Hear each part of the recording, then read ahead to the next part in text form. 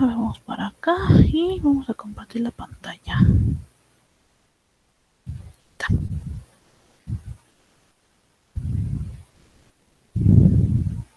Ahí está. Ok. Déjenme, vamos ahora para acá y entonces me quedé aquí. Vale. Vamos a empezar entonces. La clase de hoy vamos a ver de alguna manera ya la parte final de lo que respecta a los filósofos con respecto a la libertad. Lo vamos a ver a partir de la perspectiva de dos, de Kant y de Hegel. A Kant ya lo hemos estado citando mucho en las últimas clases, pero vamos a terminar de alguna manera con su teoría de libertad, porque él mismo nos va a englobar para llegar a Hegel y entender un poco como la perspectiva que este personaje tiene con respecto justo a la libertad. Dicho esto, vamos a empezar. Y bueno, si se acuerdan, a Kant ya lo habíamos visto, pero en el tratado de lo que era propiamente el bien y el mal, lo que era la búsqueda de la verdad, la mentira. Y entonces él nos daba primero tres tipos de acciones. Tres tipos de acciones que nos iban a determinar como buenas o malas personas según sea el caso. Donde si hacíamos acciones contrarias al deber, básicamente era un acto de maldad. Si hacíamos acciones por deber, significaba llanamente que éramos personas que seguíamos como reglas y hasta ahí. Pero si hacíamos acciones por deber moral, en ese momento ahora sí podríamos hablar de una bondad propia, porque nacía por nosotros mismos, no nos obligaban a hacerlo. Ahora bien, también para asegurarnos que nos comportáramos de manera adecuada, nos daba Kant el imperativo categórico, que básicamente era la forma en cómo podíamos asegurarnos que efectivamente nos estábamos comportando de manera adecuada, y si no era así, pues obviamente no podemos exigir un trato igual. Ahora, eso es con respecto a justo esta parte, digamos, en la medida de la bondad.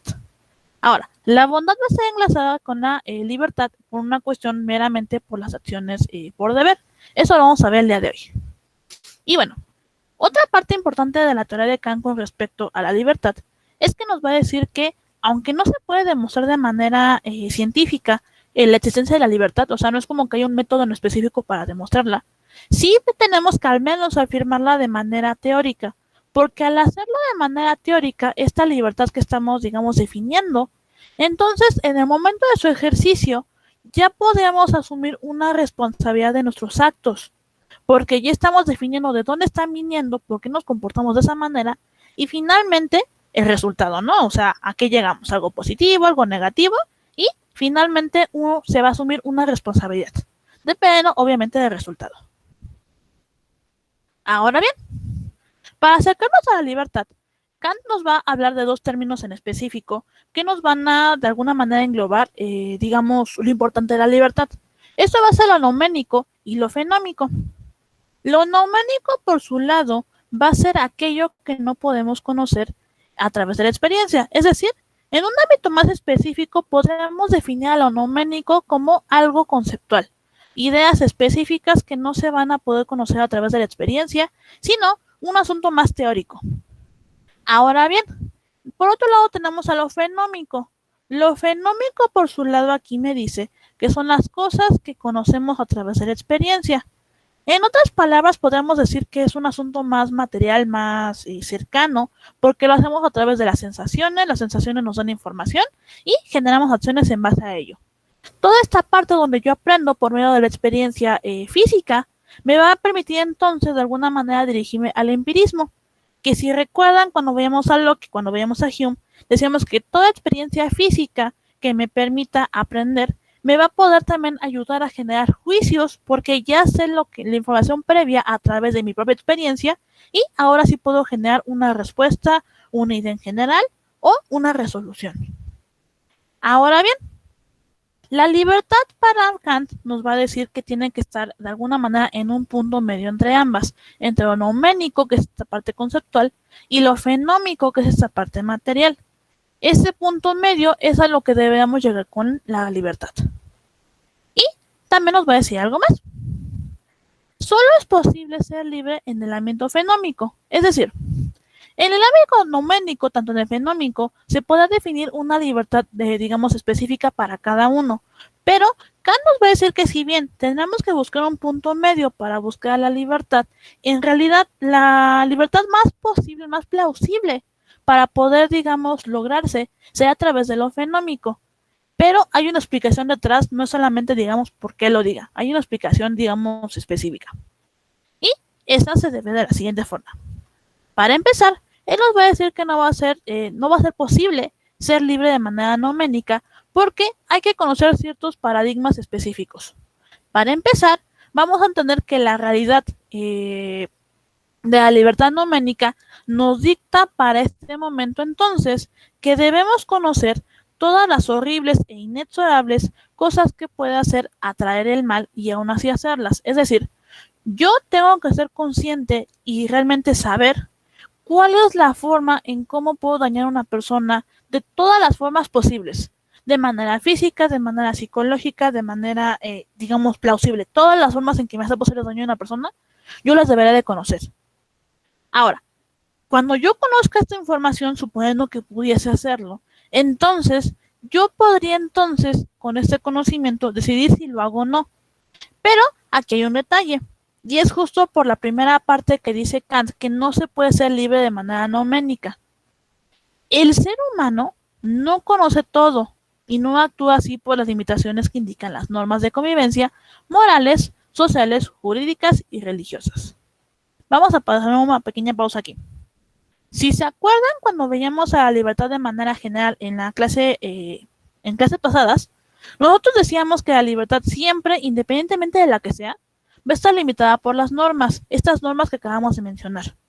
Ahora bien, desde la perspectiva de Kant, él también decía que la libertad no puede ser tan libre en esa parte noménica que me implica anteriormente, porque ese comportamiento no es aceptado por la sociedad ni de manera social, ni de manera jurídica, ni religiosa, ni moral. De tal forma que yo no puedo, digamos, ejercer la libertad de esa forma, porque el hecho de lastimar a una persona implica ciertas connotaciones específicas en la sociedad.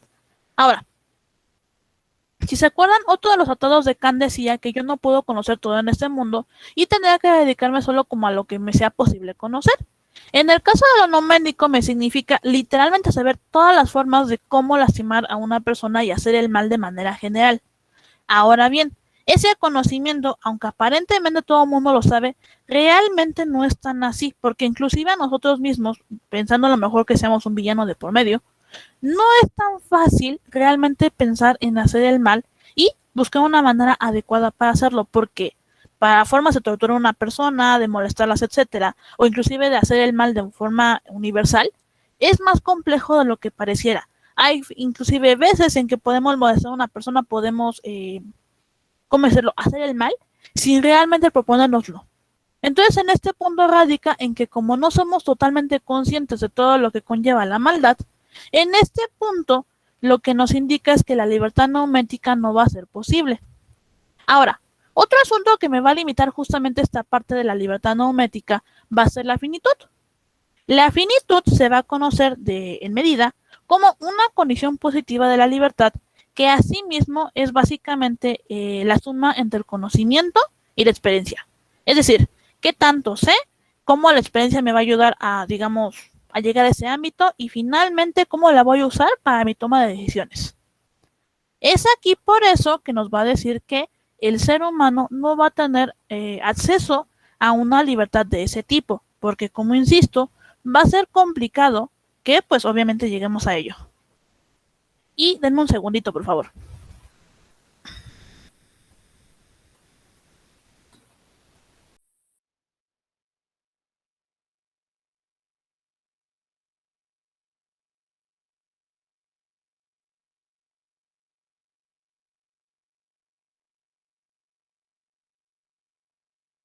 Ya, volví. Ok, entonces nos quedamos en que la parte de la libertad, digamos, noménica, no va a ser posible porque pues no voy a tener como acceso a esta parte, digamos, específica. Ahora bien, el conocer la realidad noménica, de alguna manera, si yo tuviese esa posibilidad de saber tanto hacer, qué tanto puedo hacer tanto como lo bueno como lo malo, me va a implicar a sí mismo decidir si puedo, digamos, irme a un bando o a otro. ¿A qué se refiere con esto? Cuando yo le doy una libertad numérica, como insisto, me va a implicar que yo tengo que conocer qué tanto, bueno, puedo hacer tanto para lo bueno como también para lo malo. Tengo que saber todo, absolutamente todo. En ese todo que yo tengo que conocer, entonces yo podría, digamos, en ese punto tomar una decisión si soy una buena persona o una mala persona, conociéndolo todo. El problema, insisto, que no va a ser posible porque para empezar a conocerlo todo es muy complejo. En este punto, entonces, digamos, esta realidad numérica, esta libertad numérica, no va a ser posible, digamos, llegar a ella por esta cuestión justo en que no se puede conocer todo. Ahora bien, si lo numérico no es posible, porque ya dijimos que va a ser muy complejo conocerlo todo, la única libertad que me resta desde la perspectiva kantiana sería la libertad fenómica. Y la libertad fenómica se va a definir entonces como el desarrollo de la razón en tanto opte por el deber ser. Solo soy libre cuando actúo de buena manera de acuerdo al deber. Es decir, voy a hacer acciones que me convengan, a lo mejor no necesariamente por ser una buena persona, simple y llanamente porque me convienen para mi objetivo de vida, y entonces yo voy a actuar con total libertad. Independientemente sea una buena o mala persona, voy a actuar con total libertad, sabiendo qué es lo que puedo y qué es lo que no puedo hacer, y digamos en base a la experiencia, ¿no? O sea, qué es lo que a lo mejor ya vi que no me funciona, pero que vi que sí, y sobre ello obviamente pues empezar a actuar. Esto entonces me indica que la libertad fenómica es más plausible que la libertad noménica. Ahora bien, alcanzar la libertad implica un punto medio entre ambas. Es decir, ya hablamos de que la parte noménica va a ser complicada de llegar, pero sí podemos tomar algunos aspectos sobre ella. En el caso del fenómeno de nueva cuenta, digamos, va a ser un asunto más, insisto, en cuanto a la experiencia. Entonces me indica, según desde la perspectiva de Kant, que si bien lo fenómico, que es lo que mencionábamos acá, va a ser más plausible para alcanzar, también me va a indicar hasta este punto que, digamos, podríamos poner como cierto, ¿cómo llamarlo? Como cierta estima que podríamos poner como parámetro para poder llegar a la libertad. Ese sería un punto medio. Si recuerdan, se los dije desde que empezamos la lección. La libertad desde la parte, desde la, digamos, la perspectiva kantiana me indica que tengo que buscar un punto medio. Entonces, tengo que buscar un punto medio entre la parte conceptual que me indica el noumeno y la parte de la experiencia física y material que me indica el fenómeno. De tal manera que al poder combinar ambas en la parte del conocimiento conceptual y el conocimiento de la parte de la experiencia, se combinan en ambas partes y genero un individuo que asimismo me va a dar un tipo de comportamiento en sociedad que va a ejercer su libertad. Esa libertad que se ejerce va a depender mucho de cada persona, porque aquí también nos va a indicar que, digamos, cada persona va a ser diferente. Ahora, si se fijan entonces en este punto, Kant me está proponiendo a un sujeto individual, cosa que, por ejemplo, Sartre no hacía. Sartre me decía que no era posible ser un individuo, digamos, único. En el caso de este Kant, sí lo va a proponer porque él va a decir que sí va a ser posible, pero este individuo va a tener a sí mismo, o más bien va a tener el problema de que no va a ser tan fácil de definir, ni tampoco, digamos, de especificar, en el sentido de que va a ser incomprensible, va a ser inalcanzable y va a ser inabarcable, porque cada sujeto actuará dependiendo de sus propios objetivos. Esos objetivos me van a indicar a sí mismo una forma en cómo se va a comportar en sociedad y cómo va a ejercer su libertad. Ahora bien, en ese sentido, vamos a citar a un autor que se llama Zizek. Y Zizek va a retomar un poco de la obra de Kant y nos va a decir que para alcanzar la libertad debemos abandonar lo noménico para así alcanzar lo absolutamente fenómico. Es decir, simplemente vamos a alejarnos de esta libertad noménica donde definitivamente no va a ser posible llegar, pero sí a la parte, digamos, fenómica, porque lo fenómico va a ser algo más plausible para nuestra realidad. Y él también nos va a indicar que también tenemos que comprender la sustancia ética. La sustancia ética nos va a decir, o nos va de alguna manera a dar, un tipo de comportamiento o un actuar en sociedad. En este caso, ese comportamiento se lo va a adjudicar al sujeto. El sujeto que somos nosotros va a estar dotado por un vacío, que asimismo se va a definir este vacío para Kant como una existencia y una vida. Es decir, la vida tal cual que tenemos como seres vivos, pero la existencia. ¿Qué estamos haciendo con nuestra vida con respecto a nuestras acciones? ¿Cómo estamos viviendo? ¿Cómo estamos dirigiendo nuestra vida? Ahora, también tenemos que entender que esta vida, esta, digamos, existencia que tenemos tal cual, no siempre va a ser así. Somos seres efímeros que en algún punto vamos a llegar a la nada, que para este Kant y después también para Heidegger, nos va a decir que es la muerte. El ser humano es un ser destinado a la muerte, porque independientemente de cómo se comporte, qué es lo que busque o demás, nunca va a poder evitar esta condición humana de manera formal. Entonces, si nos damos cuenta para este punto, tanto Sartre como Kant van a estar de acuerdo en este apartado de que independientemente de lo que se haga en el proyecto de vida, tus acciones, la forma en cómo lideres tu libertad con respecto a tu toma de decisiones, toda esta parte siempre me va a llevar a lo mismo.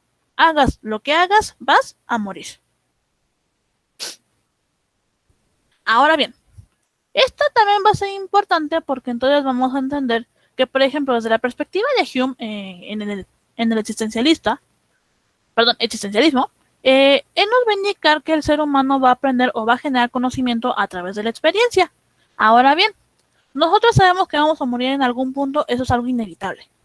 En la muerte, cuando nosotros, digamos, pues para la redundancia, morimos, Hume destaca que en estricto la muerte va a estar impregnada del vacío. El vacío, recordemos que lo estamos definiendo desde la perspectiva de Kant, como propiamente una existencia o una vida. Es decir, aquellas experiencias que gane en mi vida van a estar reflejadas en el momento de mi muerte, porque me van a reflejar a mí mismo como un individuo que vivo de cierta manera y murió de cierta manera en base justamente a las experiencias previas.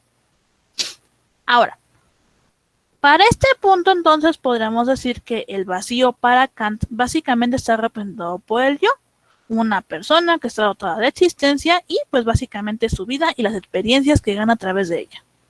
Ahora, a diferencia de Kant, luego vamos a llegar a Hegel. Hegel va a entender el vacío como una sustancia que asimismo va a ser el sujeto. Aquí hay que hacer una aclaración. Los autores anteriores van a entender el sujeto básicamente como personas, pero Hegel va a entender el término de persona y el término de sujeto como dos entes diferentes. Ahorita vamos a llegar a ello.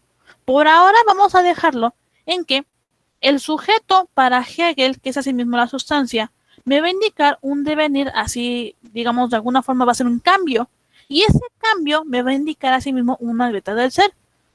En otras palabras, el sujeto está, digamos, ligado a cambios y estos cambios van a de alguna manera generar en algún punto también una fragilidad en el propio individuo, de tal manera que esa fragilidad se puede adoptar tanto para el lado positivo pensando en una bondad, como para el lado negativo pensando en algo más malo. Y bueno, dicho esto, entonces ahora sí podemos llegar a Hegel.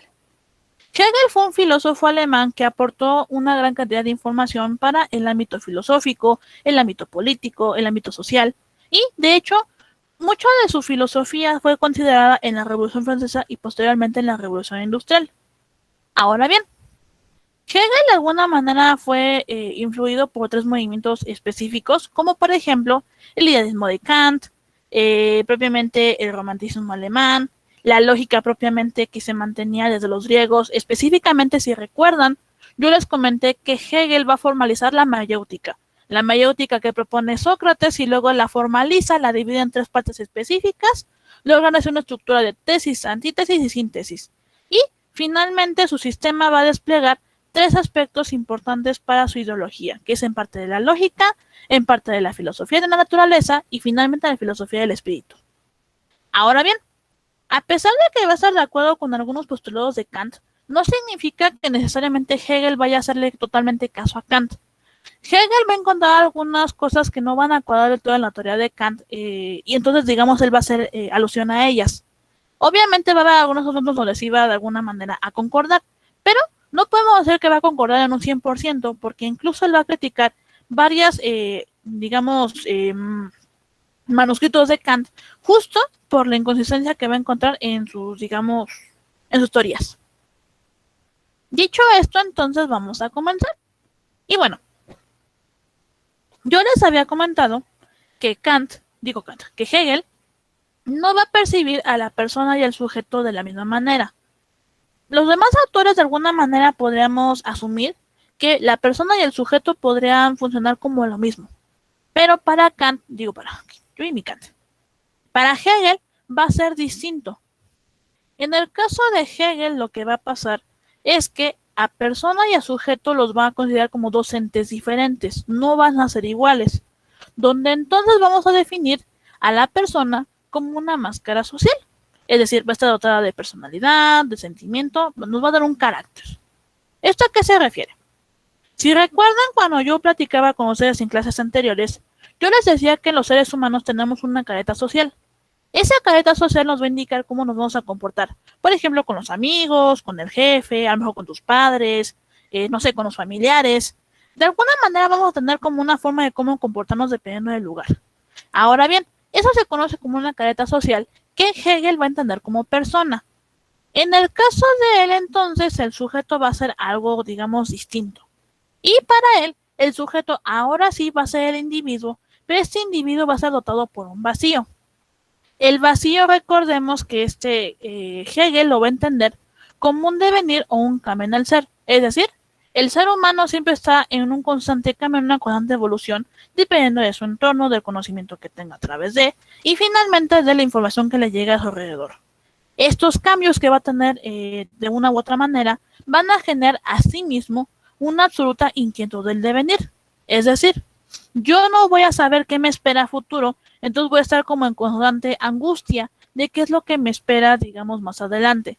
Ese sentido, entonces, me va a indicar en algún punto que yo voy a estar de alguna manera con un temor de qué es lo que me va a llegar después. Y, obviamente, los cambios que voy a tener que, pues, obviamente, generar. Ahora bien, para Hegel, el sujeto siempre tenía que estar en un punto medio entre la temporalidad y la finitud. Recordemos que la finitud es básicamente a través de la experiencia y a través, digamos, del conocimiento que genero a través de la experiencia. En cambio, la temporalidad se refiere, como su nombre dice, al tiempo. En este punto, entonces, lo que nos dice Hegel es que el sujeto debe de tomar ambas partes con respecto al tiempo, con respecto al lugar, con respecto a la experiencia, para que entonces, combinado con ambas, digamos, partes, podamos llegar a un infinito en la realidad. Es decir, voy a tomar la experiencia, voy a tomar tiempos, voy a ver qué es lo que puedo y no puedo hacer en mi tiempo, en mi lugar, y finalmente lo que puedo o no hacer con respecto a lo que yo sé, para que entonces yo genere un proceso del sujeto en la sociedad. Es decir, una forma de cómo comportarme en la sociedad, ya sea de manera adecuada o no, dependiendo de las necesidades que tenga yo como sujeto. Pero eso solamente se va a lograr comprendiendo primero la experiencia previa que tenga en mi sociedad y obviamente el tiempo en el que esté. Qué me permite, qué no me permite, qué es lo que puedo hacer y qué es lo que no puedo hacer y qué estoy dispuesto también a sacrificar. Ahora, entendiendo esta parte del complemento del sujeto con respecto a cómo se va a generar su comportamiento, ahora sí podemos llegar a las dos realidades de las que nos habla Hegel. Si se acuerdan cuando veíamos a Sartre, Sartre nos manejaba tres realidades: el amo, el esclavo y el ser intermedio que no domina pero tampoco se deja dominar. En el caso de Hegel dice que no van a ser posible tres, solamente van a ser dos posturas: el sujeto libre y el sujeto dominado, donde básicamente es si yo someto o me someto a los deseos del otro. Estas realidades van a estar basadas en el poder. El poder me va a indicar si el poder me somete a mí, yo me vuelvo en un sujeto dominado. En cambio, si el poder no me domina, yo lo domino a él o no me dejo dominar, soy un sujeto libre. Este punto va a ser importante porque Hegel va a entender el poder ya sea como una autoridad, hablando propiamente de un líder de un país, de una comunidad, a lo mejor tu jefe, o una persona en general que tenga una influencia fuerte sobre ti. Ahora, en ese sentido también tendrías que poner de alguna manera un poder para ti mismo y si te dejas someter a los deseos de estas personas o tú te, digamos, impones y ahora por el contrario sometes a las personas que te intentan someter. Este asunto va a ser algo, digamos, del diario. Ahora bien, si soy un sujeto libre, como dije, soy un sujeto con poder que no me dejó dominar, entonces no hay como mayor pierde. Pero si soy un sujeto dominado porque me dejo pues dirigir justamente por el poder, en este momento se me va a caracterizar porque al ser un sujeto dominado voy a oponer una resistencia. Es decir, yo ya me di cuenta que soy un ser dominado, digamos, por medio del poder, y entonces voy a buscar ser libre de esta represión que me están dando. En este punto de la represión se puede traducir como las limitaciones impuestas por el poder. Ellos me van a dirigir cómo me voy a comportar, o qué tengo que pensar, o qué tengo que hacer. Pero yo como sujeto dominado ya no quiero estar dominando, quiero ser libre. En ese sentido, entonces voy a poner una resistencia que al final, o puede que me siga quedando en este asunto de ser dominado, o puede que logre ser libre a largo plazo. Eso, digamos, dependerá de las circunstancias y cómo utilice, digamos, mis herramientas. Ahora bien, para este punto, incluso Foucault nos va a decir que la única manera de que exista la liberación es a través de la resistencia, cuando hay una medida disciplinaria o de poder de coerción. O sea, básicamente, si yo quiero ser libre, pues yo tengo que poner una resistencia de igual forma, digamos, para poder lograr esta, pues justo esta liberación. Ahora, en ese sentido, ¿cómo se va a lograr esta liberación? Muy sencilla.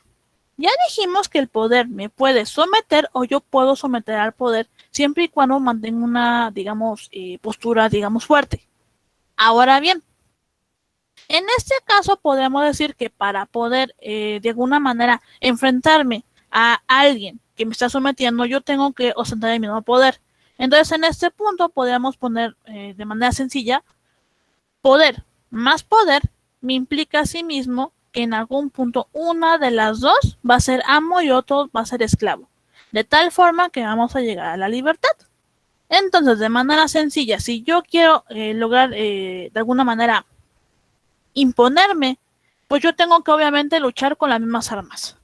Ahora, independientemente si logro someter o me someten, ya siendo, insisto, propiamente un sujeto libre o un sujeto dominado, aún sigo ejerciendo un ejercicio de libertad porque yo voluntariamente estoy eligiendo enfrentarme y finalmente acepto el resultado, ya sea positivo o negativo.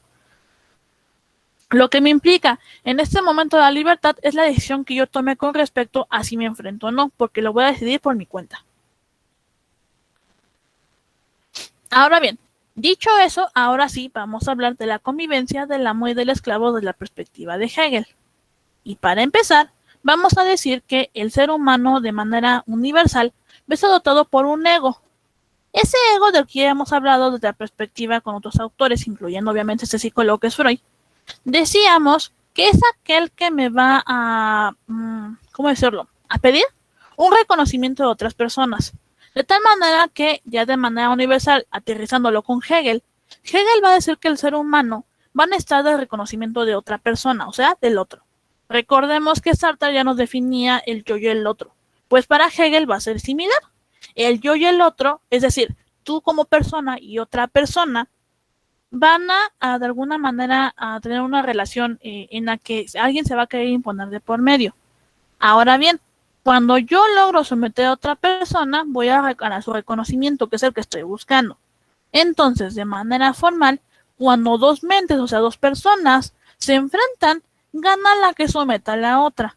En el momento en que la otra, digamos, una de las personalidades someta a la otra, podemos generar un reconocimiento que se va a ganar a través de ese sometimiento. Ahora bien, en el recuadro rosa nos dice lo siguiente. No se puede matar la libertad de otra persona, por lo que una mente debe someter a la otra. Es decir, si yo quisiese imponerme y, digamos, deshacerme de la voluntad de otra persona, especialmente de su libertad, físicamente y noménicamente hablando, no sería posible eliminar la libertad, porque, por ejemplo, veíamos de Sartre que la libertad no es algo a lo que podemos renunciar y tampoco la podemos borrar ni matar. Lo que sí podemos hacer en todo caso sería simplemente rebajarla, en que mi libertad es más importante que la del otro. Entonces estaría justamente esta secuencia de amo y esclavo, te voy a someter y entonces mis deseos son más importantes que los que tengas tú como esclavo. En este punto podemos decir de manera formal, trayendo a colación justamente a Sartre, que la libertad no puede ser borrada, no se puede desprender de ella, tampoco se puede renunciar a ella. Lo que sí se puede hacer es dominar una libertad sobre otra. Y bueno, en el momento en el que se logra someter a una mente, digamos ya a través justamente de esta postura, se va a tener un reconocimiento, insisto, este reconocimiento es digamos, la razón por la cual empieza esta lucha de libertades. Y se va a conocer o se va a generar una relación. La relación va a darse entre el ganador y el perdedor, donde el ganador va a ser el amo y el perdedor va a ser el esclavo. De tal manera que la persona que logre ganar, que logre someter a la otra, es el amo y la persona sometida se va a convertir en el esclavo. Ahora, en el amo no hay mucho que decir más allá de que, pues básicamente ya somete a la otra persona en cuestión y pues obviamente va a ganar cierto como poderío. Pero habría entonces que platicar sobre el perdedor. Y el perdedor justamente es a través del esclavo. El esclavo en ese sentido no necesariamente va a permanecer siempre como esclavo. Puede tomar tres posturas que le pueden generar como ciertos resultados dependiendo de la postura que tome. Esas posturas le van a definir a sí mismo en qué lugar de la relación va a estar toda la vida o determinado tiempo. Esas posturas van a ser el estoicismo, el escepticismo, la conciencia feliz. Y para este punto habría entonces que preguntarse qué onda con cada una de las posturas. Y bueno, la primera postura se conoce como el estoicismo. El estoicismo de alguna forma se va a definir como la capacidad o la fuerza de voluntad de un individuo para controlar sus sentimientos y emociones. ¿A qué se refiere la actitud estoicista? Básicamente se le va a conocer como una postura de aceptación en la medida de que yo voy a, digamos, ya me enfrenté a otra persona, ya me enfrenté a su voluntad. Y ya que me enfrenté a ella y ya me di cuenta pues que no voy a poder con ella, voy a aceptar digamos, mi realidad de que ya, digamos, ya usé todos mis medios, ya usé todo lo, digamos, formalmente posible y físicamente posible hablando para poder, digamos, determinar mi postura, pero aún así me ganaron. Entonces, en este punto voy a aceptar digamos, ¿cómo decirlo? Pues mi posición como esclavo y pues me voy a quedar ahí, ¿no? Porque ya lo voy a aceptar, pero porque yo ya desglosé todo lo que podía y ya me di cuenta que no podía hacer nada. Como no puedo hacer nada, pues obviamente llego a esta parte del estoicismo. Ahora bien,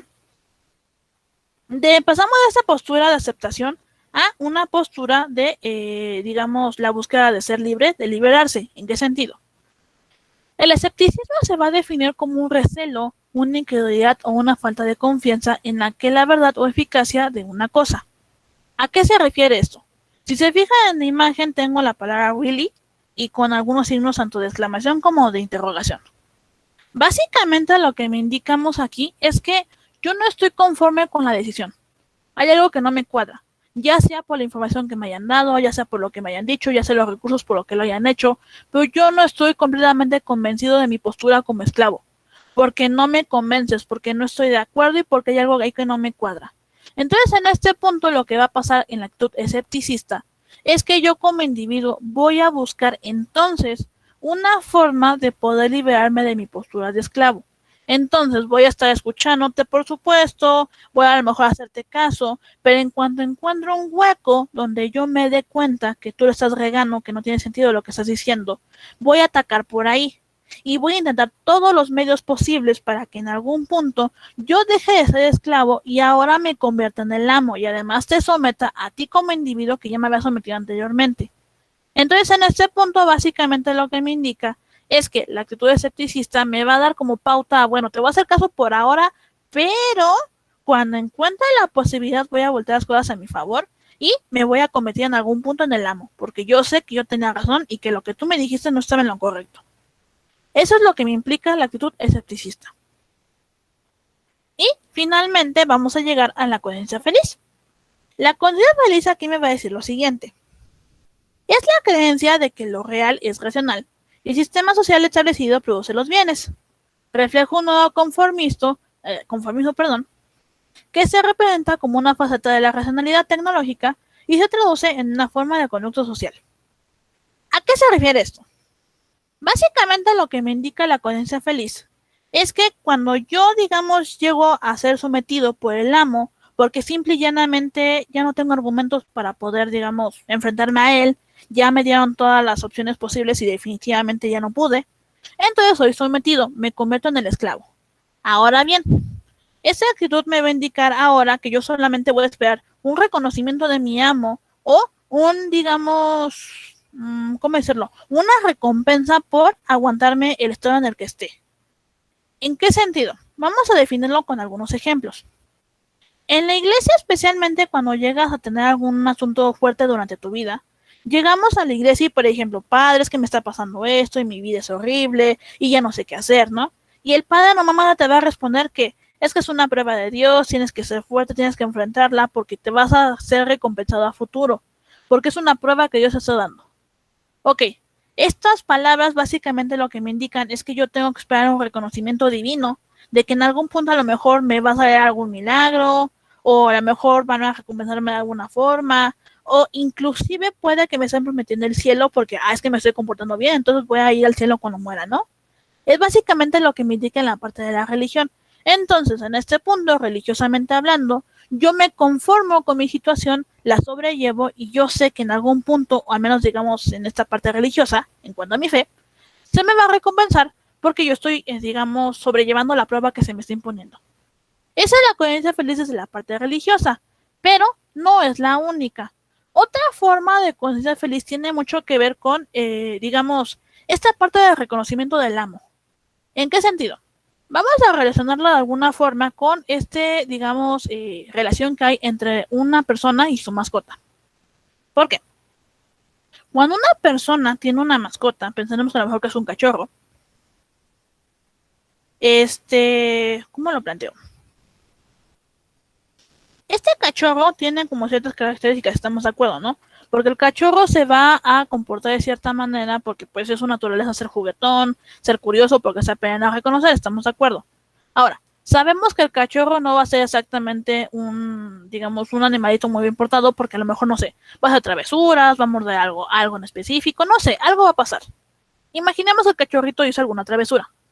Ahora bien, tú como dueño del cachorrito, lo vas a tener que disciplinar o lo vas a tener que llamar la atención. Entonces, en este punto tú estás ejerciendo tu poder como amo.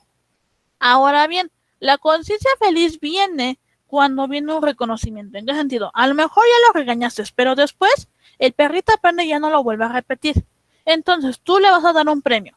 Ese premio se va a ver en la medida a lo mejor de una caricia, a lo mejor, no sé, un premio como para perro, pensando en una galleta para perro, o a lo mejor un poquito más de alimento, no sé. Tú decidirás como esa parte digamos, del premio para tu mascota. En este punto, entonces, podríamos decir que la conciencia feliz viene en esta relación en cuanto a la gratificación que obtienes por portarte bien. Ahora bien, llevando este elemento a los seres humanos funciona de la misma manera. Cuando yo me someto a otra persona y de alguna manera estoy como en la expectativa de qué es lo que me va a decir, en este punto yo voy a esperar una recompensa de mi amo. Esa recompensa dependerá obviamente del contexto y de lo que esté pasando. Y lo vamos a llevar a contexto. En Estados Unidos se está vacunando contra el COVID a la población de manera general. Ahora, muchas unidades, digamos, con respecto a las personas, no se quieren vacunar por una o por otra razón, pero no se van a vacunar. ¿Qué va a hacer el gobierno al respecto? El gobierno, recordemos que puede ser en ese sentido un punto como amo. Ahora, este amo lo que va a hacer ahora es que va a generar un incentivo para que las personas se vacunen y les va a decir lo siguiente: si tú como ciudadano te vacunas, yo te voy a pagar. Entonces, ¿qué está pasando? Las personas están yendo a vacunar no porque efectivamente creen en ello, pero como van a recibir una gratificación por digamos, hecho de vacunarse, pues se van a ir a vacunar, se van a comportar bien por la gratificación que van a obtener del amo. Entonces, de alguna manera, todo este proceso me va a llevar a la conciencia feliz. Y lo triste de todo esto es que también Hegel lo mencionó en su momento, que la conciencia feliz va a ser justamente el estilo que se va a buscar para que los seres humanos se comporten. Va a ser, digamos, la postura que va a querer que el gobierno adopte la población. Porque va a ser más fácil de manipular una persona en conciencia feliz que, por ejemplo, una persona escéptica o inclusive una persona estoica. Porque si bien A lo mejor la persona estoica va a aceptar cuando se equivoque, también te va a responder en el caso de que no lo crea, digamos, conveniente.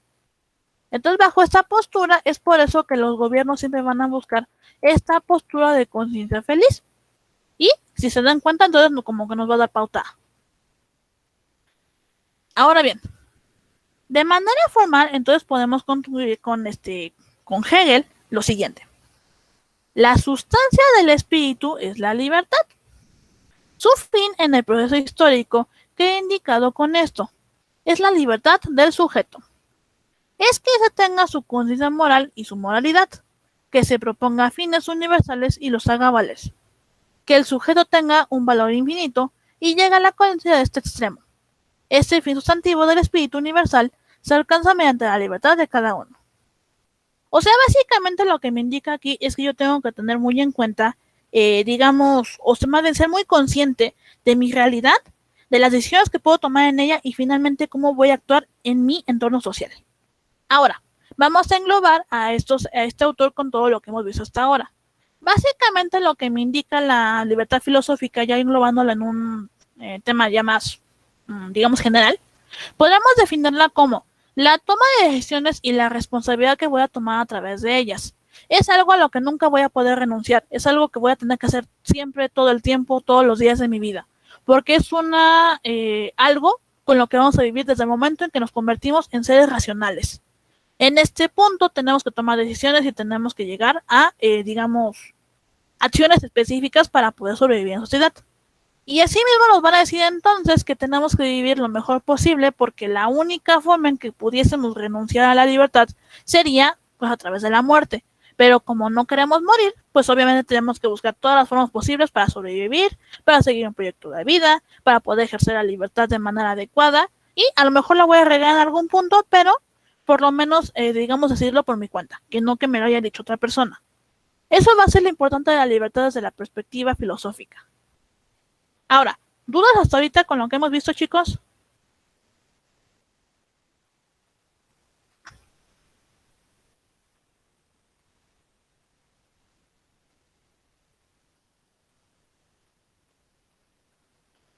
No, profesor. Ok. Bueno, no, profesora. Entonces, de manera formal, esos son los 4 autores que tenemos que ver justamente para el ejercicio de la libertad. Ahora bien, la clase que viene, que es la clase del viernes, vamos a terminar de alguna manera de ver el tema, ya englobándolo con ejemplos específicos, digamos, empleándolos en sociedad. Para ello, les voy a mostrar 2 metrajes donde justamente se va a ejercer de una manera muy específica la libertad en un entorno social específico.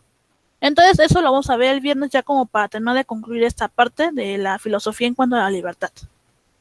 Y si no hay dudas al respecto, sería todo por el día de hoy. Los veré el próximo viernes, chicos. El viernes terminamos temas y también les voy a subir las tareas. Las primeras 2 clases de la semana pasada ya se las subí a YouTube. Les debo las de esa semana, se las subo en un ratito más. Y creo que sería todo, creo que sí. Ok, bueno. Sin más que agregar, los veo el día viernes, chicos. Suerte en su foto del día de mañana, espero que les vaya muy bien. Y los veo el viernes para terminar la siguiente, bueno, el tema que nos corresponde de esta unidad. Gracias, maestra. Hasta luego. Hasta luego, chicos.